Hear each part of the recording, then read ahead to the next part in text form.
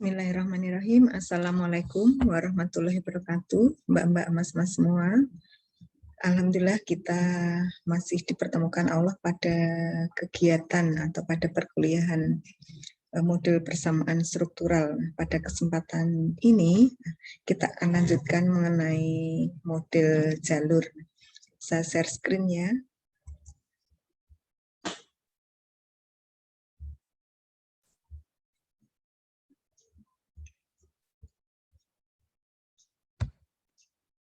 Ya, semoga sudah kelihatan. Pada kesempatan ini kita akan membahas mengenai bagaimana solusi iteratif dari persamaan jalur, kemudian formulasi matriks model jalur, pengepasan, jadi bagaimana model jalur itu dipaskan, kemudian pengujian hipotesis parameter model jalur, kemudian kita lanjutkan dengan identifikasi model jalur, kemudian kapan kita menggunakan matriks covariance dalam mengepaskan model jika dibandingkan dengan matriks korelasi, kemudian untuk pekan depan yang akan datang bagaimana kita mengaplikasikan model jalur pada data pendidikan. Tetapi kita ke teorinya dulu begitu. Pada pertemuan kemarin kita menggunakan solusi numerik untuk menyelesaikan jalur ya. Jadi kalau dari matriks korelasi kita bisa menghitung ya, dari matriks dengan menggunakan matriks korelasi atau matriks variance covariance kita bisa menghitung jalurnya. Kemudian di sini semua proses itu menggunakan sistem persamaan linear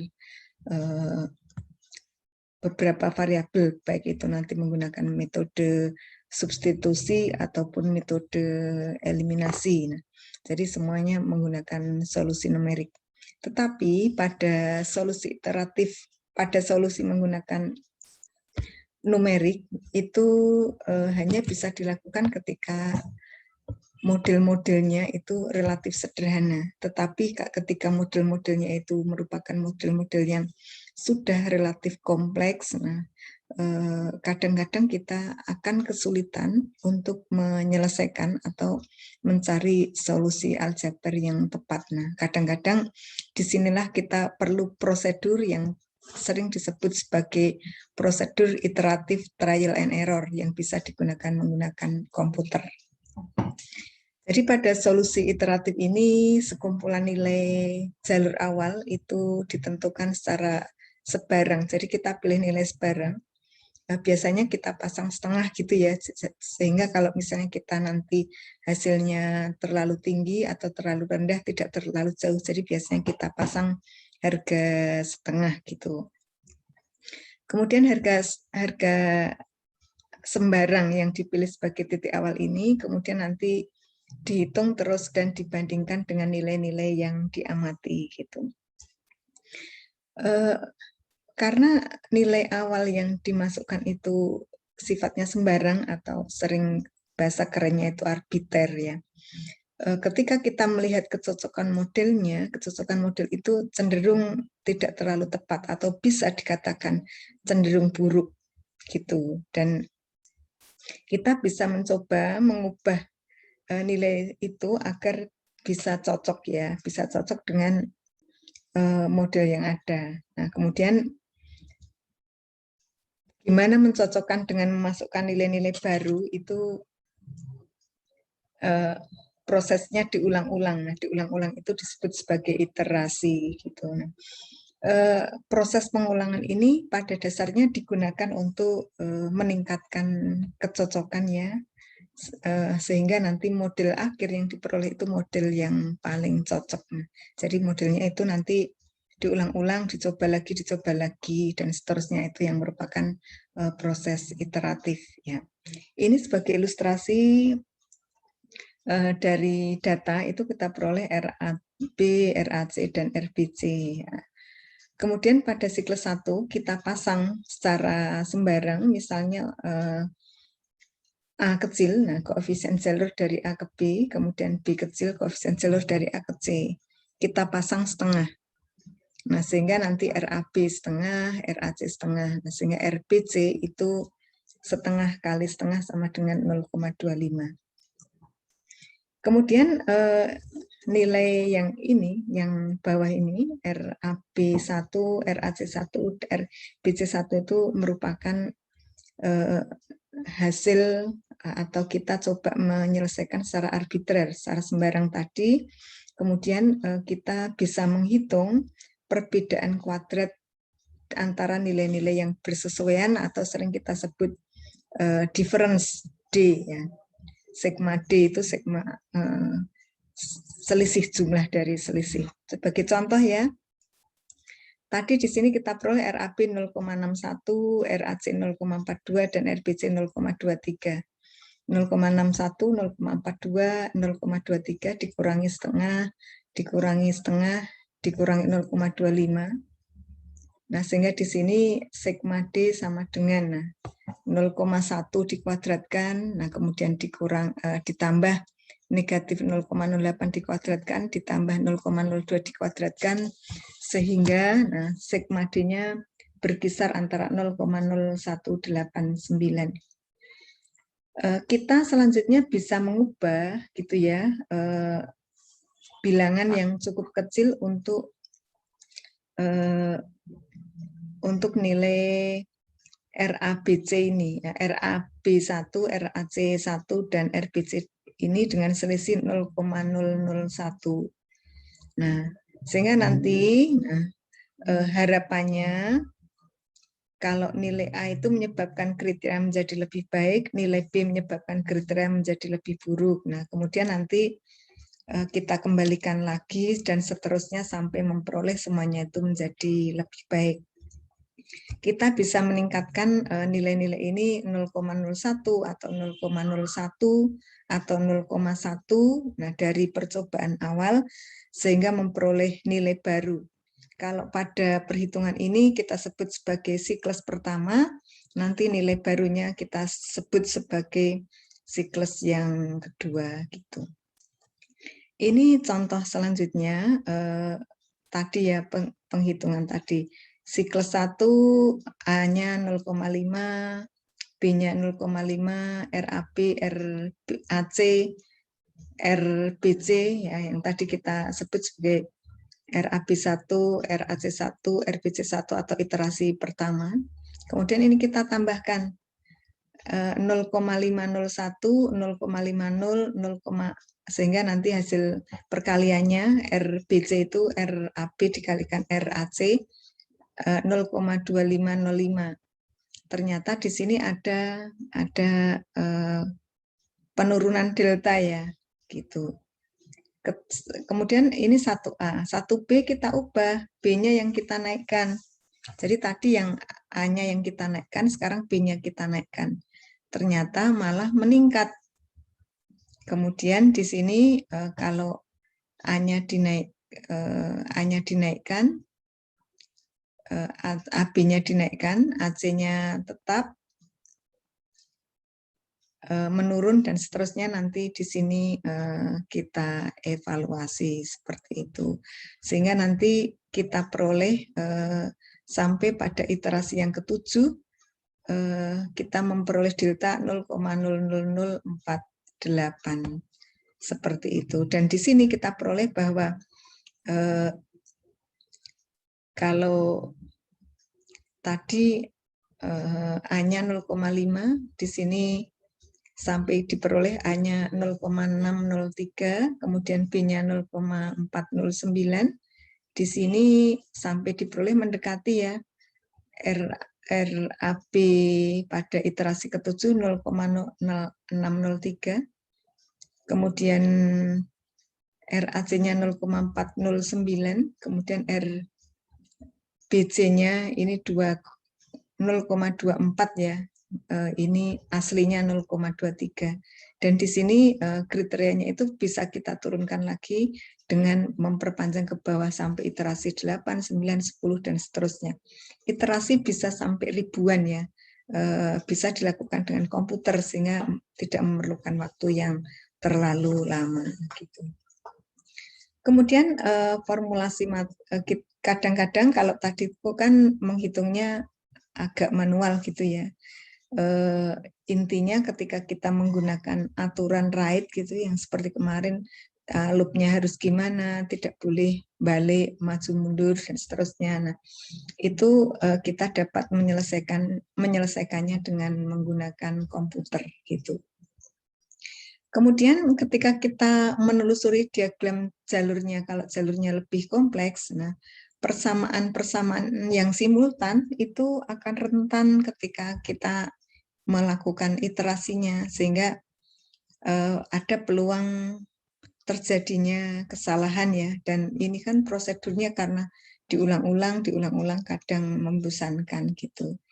Sehingga agar tidak membosankan, nah, bisa diekspresikan menjadi perkalian dari beberapa matriks. Nah, untuk perkalian beberapa matriks ini nanti akan mengurangi risiko kesalahan ketika mengestimasi persamaan jalur dari beberapa persamaan yang simultan.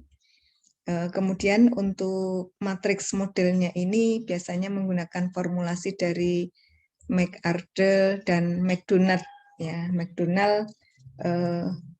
McArdle dan McDonald yang dicetuskan tahun 1984. Ini contoh matriks dari McArdle dan McDonald ya, bukan McDonald yang di Jalan Sudirman ya gitu. Jadi kita mendefinisikan 3 matriks. Nah, matriksnya itu ada matriks asimetriks ya, jadi relasi yang asimetrik yang memuat jalur-jalur. Kemudian matriks S itu yang memuat korelasi atau varians dan varians residual. Kemudian nanti ada matriks F, itu matriks filter untuk memilih variabel yang diamati dari keseluruhan variabel yang ada gitu. Kemudian ada juga T variabel ya yang tidak masuk residual.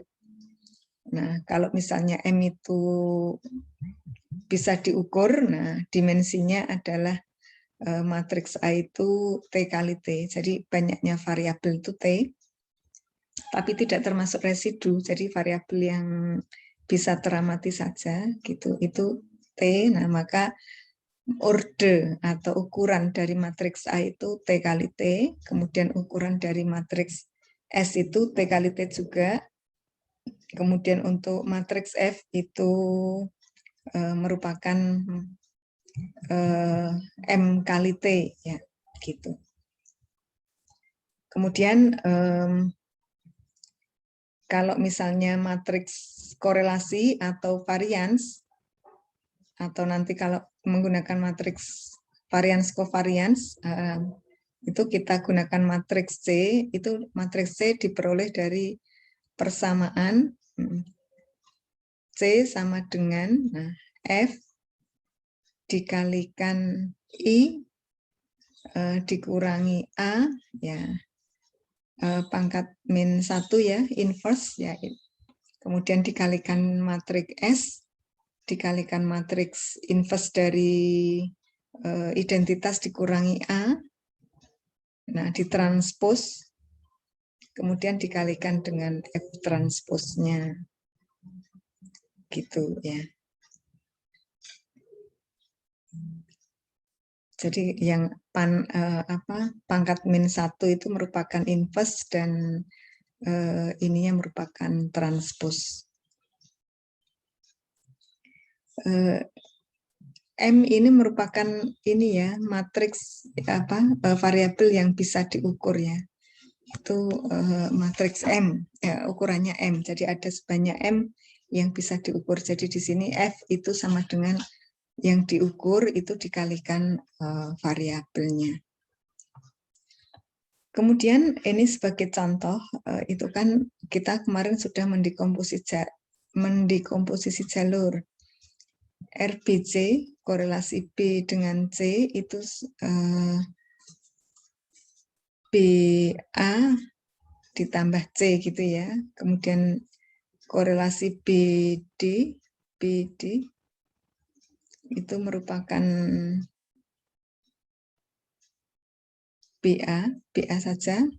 Kemudian RCD, korelasi C dengan D, itu merupakan A kuadrat ditambah CBA dan seterusnya. Nah, kemarin kita sudah belajar mendekomposisi jalur. Nah, di sini A itu bulat ya, A merupakan variabel laten, kemudian di sini BCD itu merupakan variabel yang bisa teramati. Mohon perhatian dulu matriks F-nya. Nah, di sini kan ada 4 variabel ya. Matriks variabel A, variabel B, variabel C, variabel D.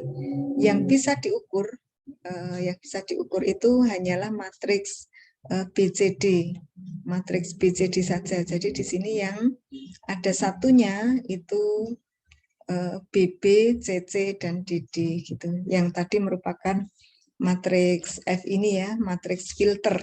Jadi dari sekumpulan variabel, tetapi kita hanya memilih mana saja yang bisa diukur gitu. Kemudian di sini matriks S yang merupakan matriks simetris berarti 4 kali 4 gitu ya. Kemudian di sini korelasi A dengan A1, kemudian korelasi B dengan B1, korelasi C dengan C tidak ada, jadinya kita masukkan errornya ya. E kuadrat, korelasi D dengan D tidak ada, yang kita masukkan D kuadratnya ya.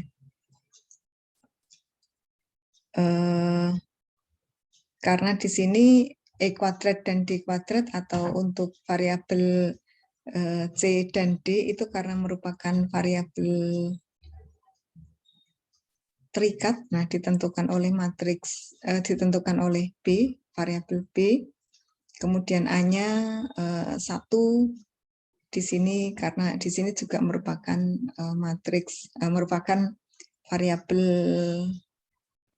bebas, tetapi variabel bebas yang observable gitu, bisa diukur.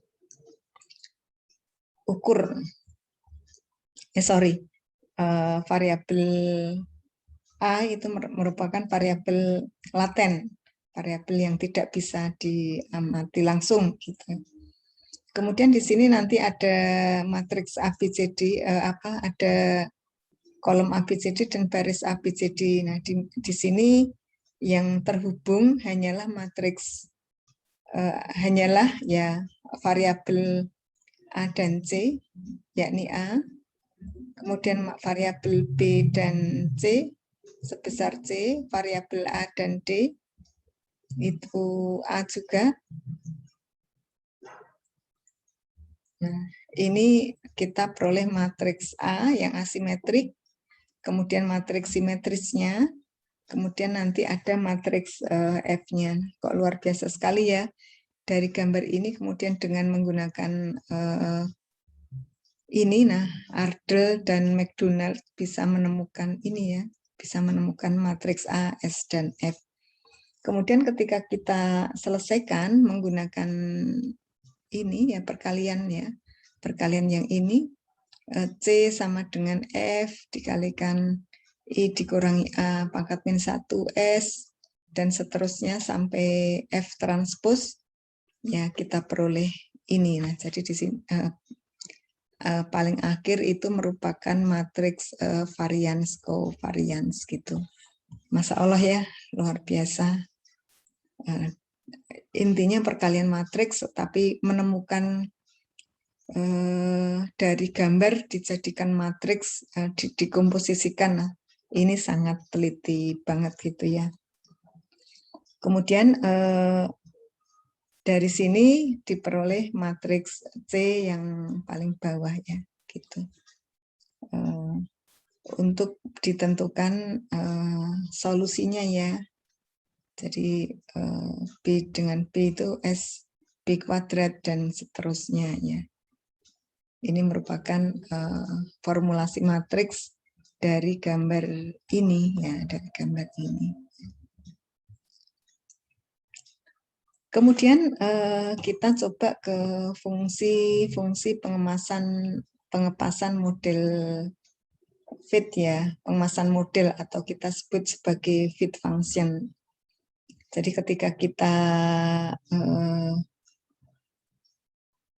mau menunjukkan gitu ya seberapa dekat matriks korelasi atau matriks varians dengan nilai tertentu atau sesuai tidak dengan data amatan. Jadi ada data amatan, kemudian kita mau menentukan apakah percobaan ini sesuai tidak dengan data amatan.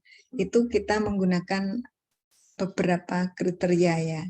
Kalau nanti pakai software, nah kita kenal untuk mengestimasi parameter ini ada OLS ya, ordinary least square. Jadi menggunakan kuadrat terkecil yang biasa. Kemudian kita juga bisa pakai GLS, generalized least square. Kemudian kita juga bisa pakai maximum likelihood, ini yang paling terkenal ya, paling sering digunakan. Kemudian kita juga bisa menggunakan Brown's asymptotically distribution free criterion atau ADF. Kita juga bisa menyebutnya atau sering disebut dengan weighted least square, nah, atau ada pembobotan di situ ya, gitu. Kemudian di sini dari beberapa kriteria ini, nah itu kita bisa menentukan fungsi pembeda atau diskrepansi function. Dari diskrepansi function ini kita bisa mempertimbangkan cara-cara berbeda untuk melihat gitu ya, melihat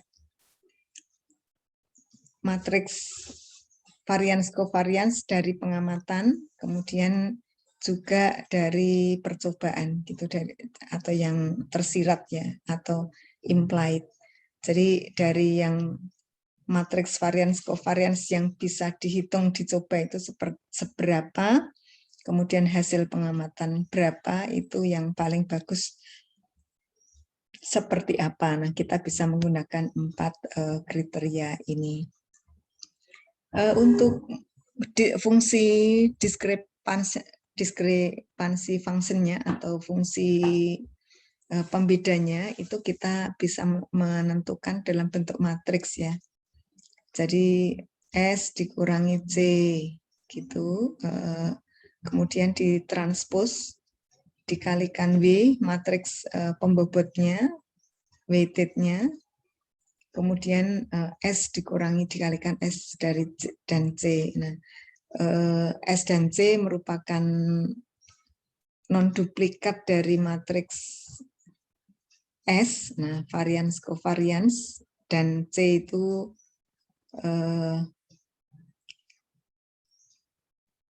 tersirat dalam yang disusun dalam satu vektor. Gitu ya. Jadi nanti bisa matriksnya berupa segitiga bawah dari matriks var-cover 3x3 yang menjadi 6 vektor ya. Nanti ada A, B, C, D, E, F transpose gitu. Ini apa? Variabel yang diamati itu nanti memiliki distribusi normal multivariat. Jadi kalau disederhanakan, setengah transpos dari S dikurangi C dikalikan V, kemudian nanti dikuadratkannya. Kita ingat TR itu merupakan trace ya, trace dari matriks ya. Kemudian V-nya itu merupakan matriks bobot ya. Jadi di sini nanti ada V sama W, hanya menggunakan simbol yang berbeda saja. Kalau untuk OLS ya, ordinary least square itu bobotnya, matriks bobotnya itu kita pakai matriks identitas. Kemudian S transpose itu untuk GLS, dan matriks C transpose itu untuk maksimum likelihood. Nah, yang sering kita gunakan yang matriks ML ini, likelihood ini. Ini contoh perhitungannya, ini ada matriks S-nya, kemudian itu matriks S pangkat min 1, ini matriks C-nya gitu ya. Kemudian nanti ada S dikurangi C, dan seterusnya ada matriks C pangkat min 1. Kemudian nanti kalau fungsi pembedanya kalau pakai OLS, GLS, dan ini seperti ini. Nah, di sini ini untuk melihat kecocokan modelnya gitu.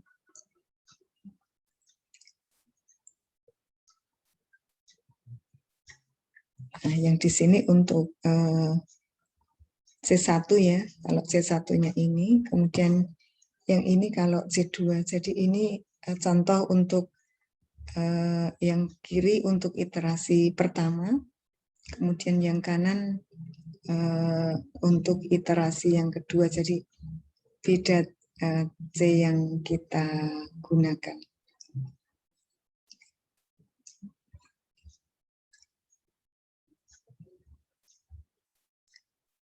Kemudian ketika kita mengepaskan model ya, jadi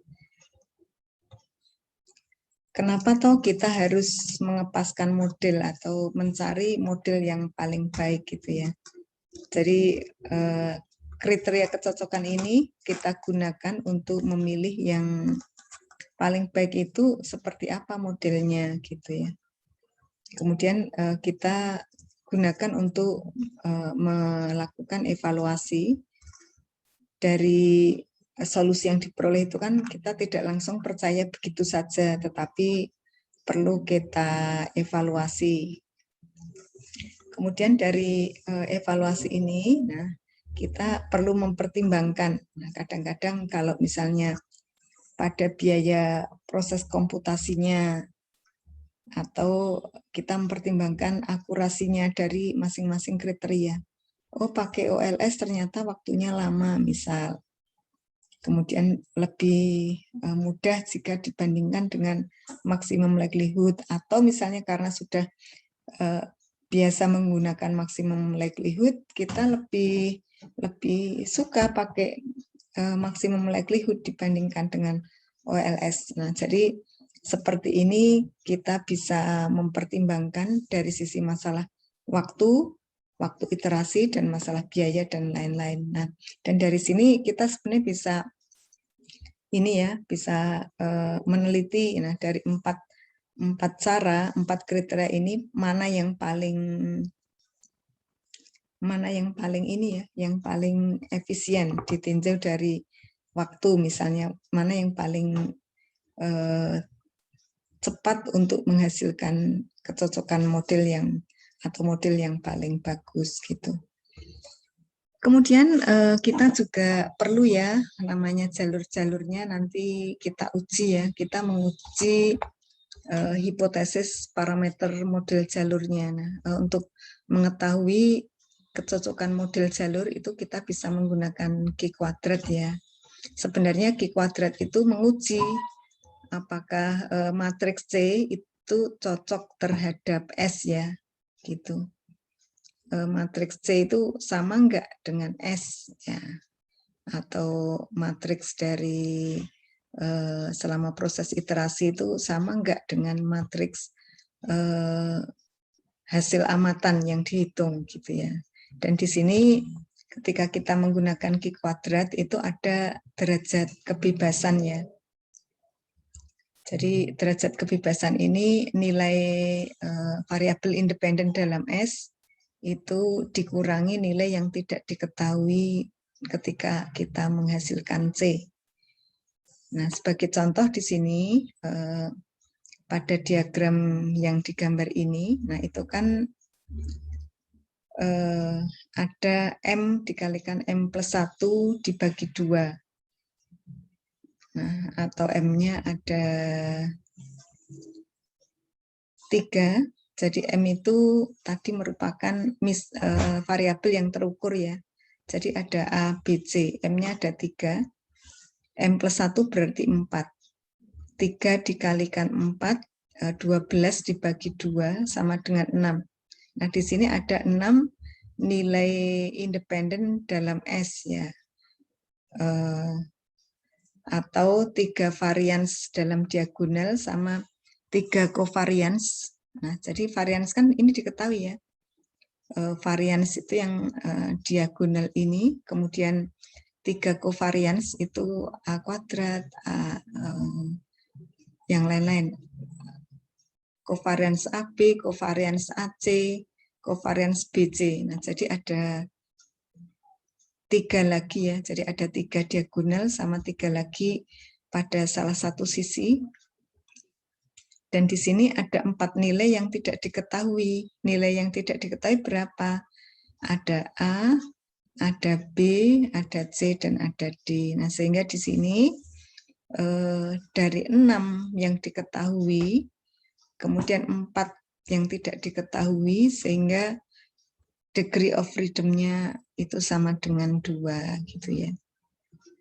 Nah, di sini kalau degree of freedom-nya 2, nah kita bisa menghasilkan jalur itu nilai minimumnya untuk maksimum likelihood misalnya 0,1 dari 109 sampel. Nah, sehingga di sini Q kuadrat itu sama dengan 10 ya.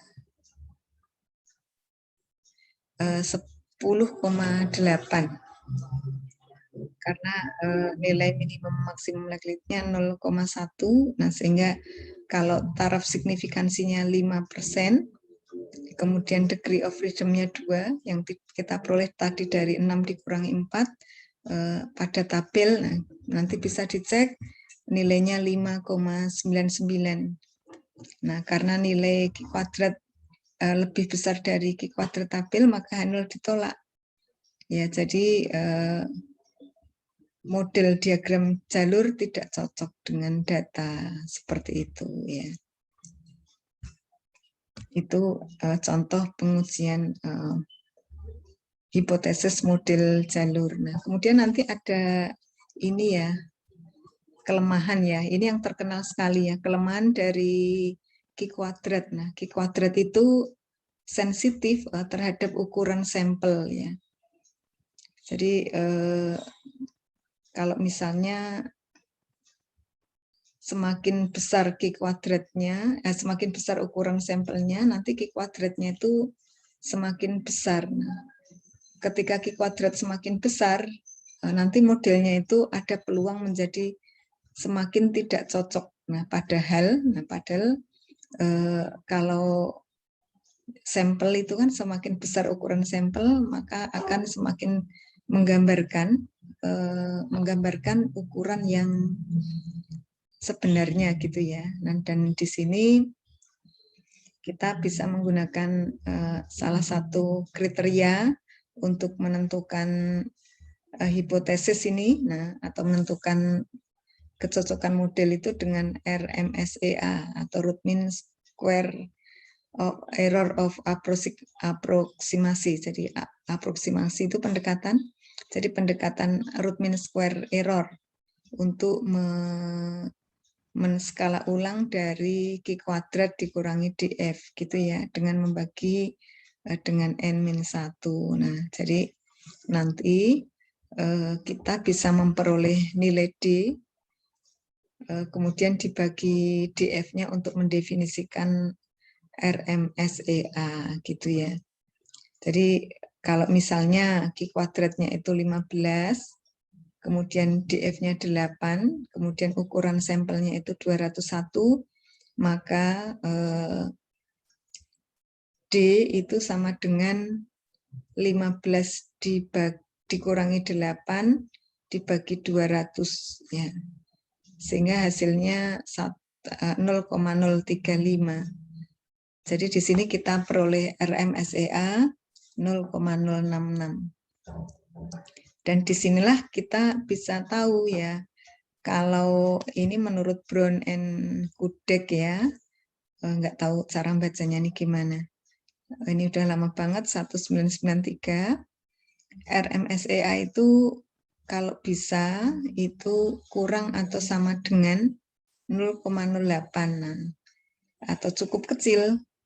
Kalau RMSEA kurang dari 0,08 mengindikasikan bahwa model cocok dengan data. Nah, ini penting ya. Jadi nanti ada dua kriteria yang paling sering digunakan, yakni dengan Q kuadrat, ya ini dengan Q kuadrat. Kemudian setelah dengan Q kuadrat dengan root mean square of error kurang dari 0,08 gitu ya. Kemudian setelah itu kita bisa mengidentifikasi model jalur gitu. Jadi nanti ada modelnya itu yang tidak memiliki solusi unik atau model itu tidak diinginkan gitu ya. Kadang-kadang kita perlu mengidentifikasi gimana ya cara yang paling sederhana untuk mengetahui model itu terdefinisi atau tidak. Nah, untuk bisa tahu, kita tuh bisa menghitung parameter yang tidak diketahui untuk dipecahkan. Nah, kemudian kita juga memastikan jumlahnya itu tidak melebihi dari jumlah nilai yang diamati untuk dicocokkan. Nah, sebagai contoh di sini tadi M ya, kita gunakan M. P itu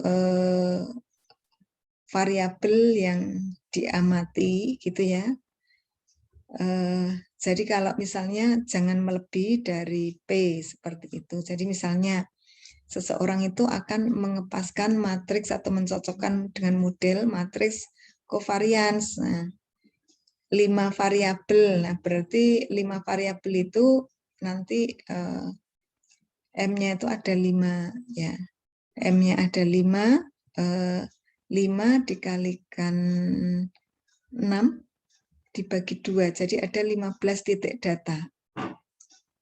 Kemudian model ini nanti 15 titik data menghasilkan 16 parameter yang harus dipecahkan. Nah, berarti nanti ada parameter yang tidak bisa tidak bisa terdeterminasikan atau tidak bisa dihitung. Jadi di sini kalau bisa itu variabel yang harus dipecahkan itu kurang dari 15 gitu ya, gitu. Jadi tidak melebihi ya. Jumlahnya tidak melebihi yang harus dicocokkan. Jadi paling pol 15, jadi tidak melebihi itu kan sama boleh ya.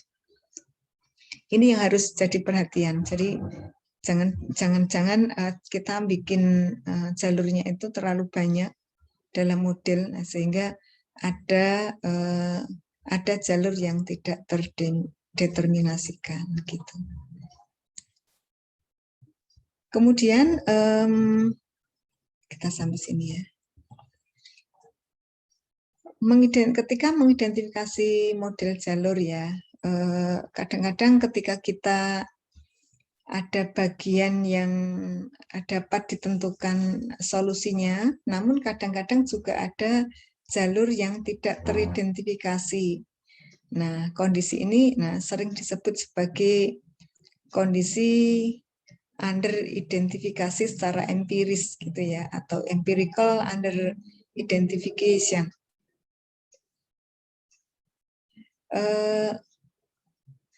Untuk mengetahui apakah ada masalah empiris ya pada model ketika kita ngeran pada ini ya, jadi nanti kita akan punya gambar, kemudian nanti gambar dari model-model itu ya. Gambar itu menunjukkan hubungan antara variabel bebas, variabel terikat, dan juga nanti ada variabel observable dan laten. Nanti ada beberapa set ini ya, nilai awal. Kemudian ketika sudah memperoleh solusi Q kuadrat yang identik, tetapi satu parameter memiliki nilai berbeda, nah kemungkinan memuat ini, jadi empirical under identification gitu. Kemudian cara lain itu kita juga bisa mengambil matriks yang tersirat akhir dan menginputkannya ke software untuk matriks pengamatan. Nah, selanjutnya ada nilai yang sama atau tidak. Kalau ada nilai yang sama berarti di situ ada empirical under identification ini. Kemudian ini ya, ketika nanti kita menggunakan beberapa software, nanti ketika ada under identification ini ada warning gitu ya, ketika kita menggunakan matriks tertentu untuk mengetahui kecocokan modelnya.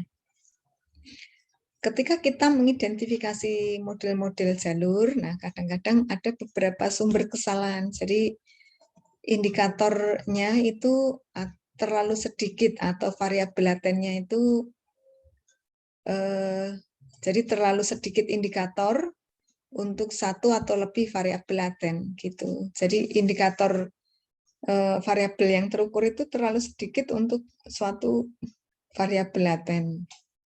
Nah, ini salah satu contoh yang bisa menjadi masalah ketika ini ya, ketika mengestimasi model. Kemudian yang kedua, adanya fitur-fitur seperti jalur timbal balik. Nah, hubungan bolak-balik, misalnya prestasi menentukan motivasi dan sebaliknya, itu juga kemudian ada siklus umpan balik ya, maju mundur, nah, seperti yang kemarin sudah kita bahas. Kemudian ada residu yang saling berkorelasi, jadi antara variabel observable ada residunya dan residu-residu ini saling berkorelasi, ini juga akan menyebabkan adanya masalah pada jalur gitu. Kemudian juga kita bisa saja mengabaikan skala pada variabel laten. Nah, itu juga memunculkan adanya kesalahan ketika kita melakukan estimasi. Kemudian selama proses estimasi, ya kadang-kadang kita bingung ya, mau menggunakan matriks korelasi atau mau menggunakan matriks varians covariance gitu ya. Ketika kita menggunakan variabel yang terstandar, nah jadi nanti variabel-variabelnya itu bisa juga distandarkan gitu ya, maksud saya ditransformasi ke standar baku dengan transformasi X min mu per sigma gitu ya, atau X dikurangi X bar dikurangi S dikurangi XI dikurangi X bar dibagi S, itu menjadi terstandar. Bisa juga nanti kita gunakan data yang tidak terstandar dalam model jalur gitu ya. Ketika pada prosesnya, pada proses penghitungan semua, kita akan memperhitungkan perbedaan varians. Jadi ada itu ya, ada selisih antara varians ini dengan itu, atau misalkan ada pada suatu data kita mempertimbangkan variansnya, itu kita bisa menganalisis dengan matriks varians covariance. Tetapi ketika kita tidak melihat itu, jadi ya silahkan aja ada varians pada data, kita abaikan varians tersebut, maka kita bisa menggunakan matriks korelasi gitu ya.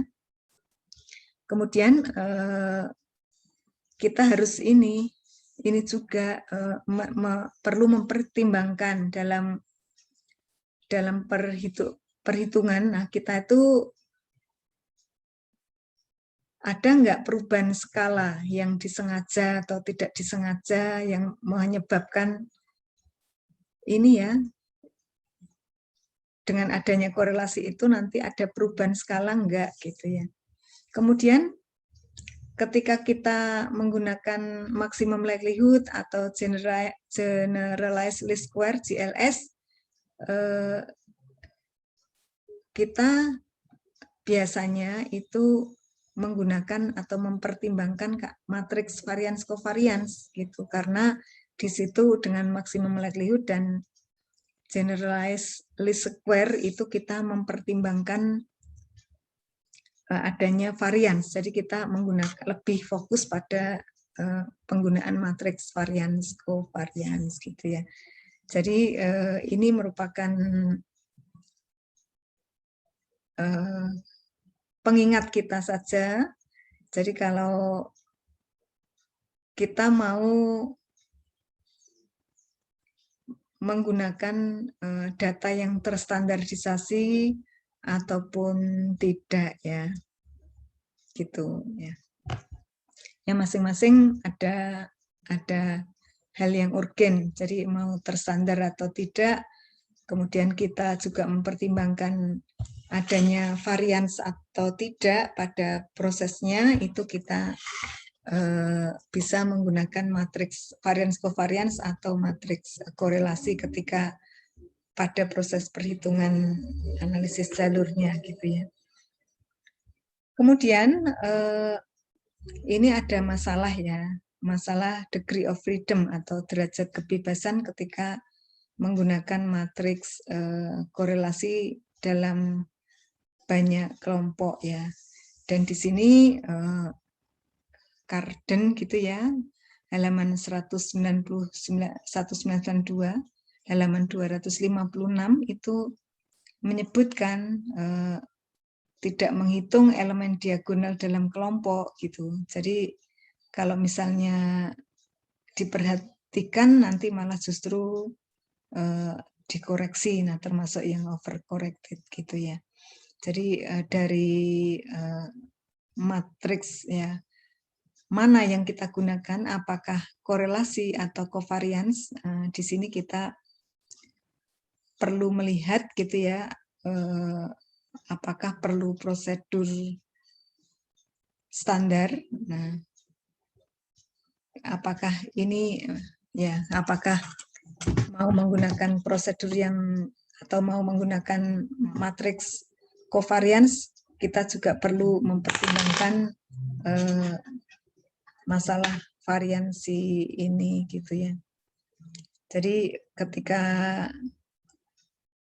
pada kasus di mana peneliti itu menyamakan parameter dari seluruh kelompok dari waktu ke waktu, itu tidak boleh menggunakan matriks korelasi tanpa mempertimbangkan implikasi pada prosedur tersebut. Jadi intinya ketika kita mau menggunakan atau mau mempertimbangkan adanya variansi pada data, ya kita gunakan matriks varians covariance, dan matriks varians covariance ini lebih aman juga karena kita tidak menyamakan parameter seluruh kelompok dari waktu ke waktu. Kemudian nanti ketika ada jalur gitu ya, kita sebagai output dari software model persamaan struktural, kita biasanya memperhatikan standardized solution atau solusi yang terstandar, penyelesaian yang terstandar gitu. Nah, ini biasanya menggunakan matriks variance covariance agar kita lebih mudah dalam menginterpretasikan hasil gitu ya. Kemudian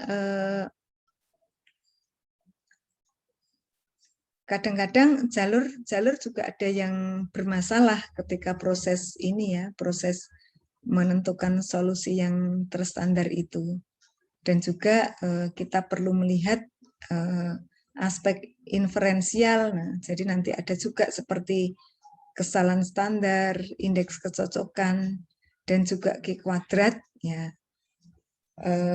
Ketika kita menggunakan ukuran yang asli, jadi ukuran aslinya itu seperti apa, kita tidak membuat ukuran-ukuran itu menjadi terstandar terlebih dahulu. Nah, beberapa ahli ketika memasukkan data pada itu ya, pada software untuk dianalisis, kadang-kadang yang dimasukkan sudah terstandar seperti itu. Nah, sehingga untuk ini mengurangi beberapa kendala seperti ini dalam proses pengestimasian jalur. Itu aja. Terima kasih Mas-mas dan Mbak-mbak atas perhatiannya. Setelah itu kita lanjut untuk bagaimana menerapkan analisis jalur ini pada data pendidikan. Terima kasih, kita akhiri untuk pertemuan ini. Akhirul kalam, Assalamualaikum warahmatullahi wabarakatuh.